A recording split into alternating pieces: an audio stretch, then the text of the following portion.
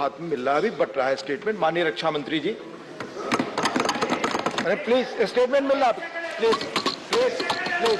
No no, माननीय रक्षा मंत्री जी, आप कॉल ऑन रक्षा मंत्री जी। नो, माननीय रक्षा मंत्री जी अपना बयान। आदरणीय उपसभापति महोदय, मैं इस गरिमामयी सदन को अरुणाचल प्रदेश के तवांग सेक्टर में हमारी सीमा पर 9 दिसंबर 2022 को हुई एक घटना के बारे में अवगत कराना चाहूंगा।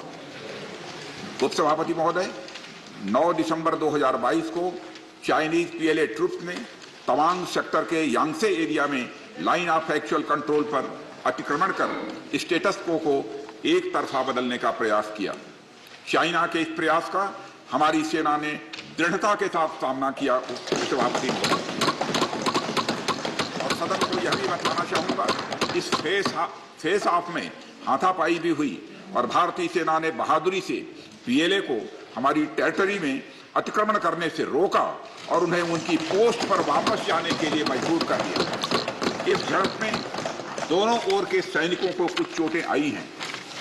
उपसभापति महोदय, मैं इस सदन को यह बताना चाहता हूं कि हमारे किसी भी सैनिक की न तो मृत्यु हुई है और न ही कोई गंभीर रूप से घायल हुआ।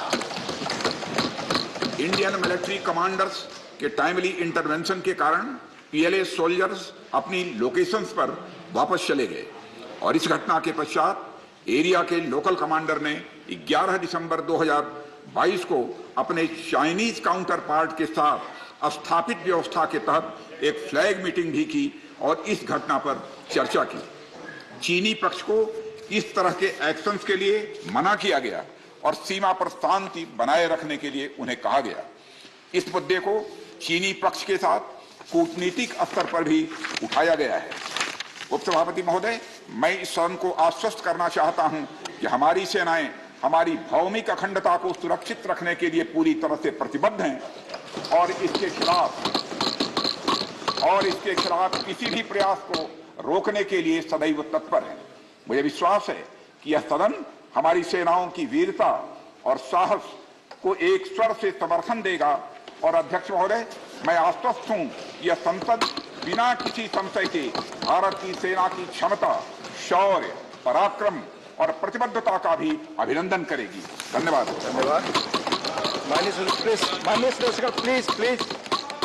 माननीय रक्षा मंत्री के अरुणाचल प्रदेश के तवांग सेक्टर में 9 दिसंबर 2022 को जो घटना घटी उसके बारे में एक विस्तृत वक्तव्य सदन के समक्ष रखा है।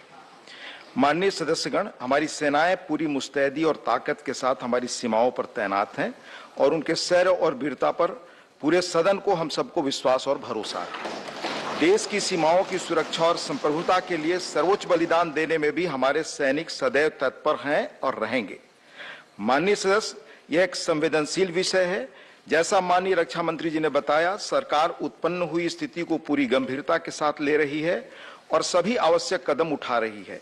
मुझे विश्वास है कि इस संवेदनशील मुद्दे पर पूरा सदन एक है और एक मत से हम यह संदेश इस सदन से देना चाहेंगे कि देश की सुरक्षा की चुनौतियों का सामना करने में सभी दल और पूरा देश एक साथ है।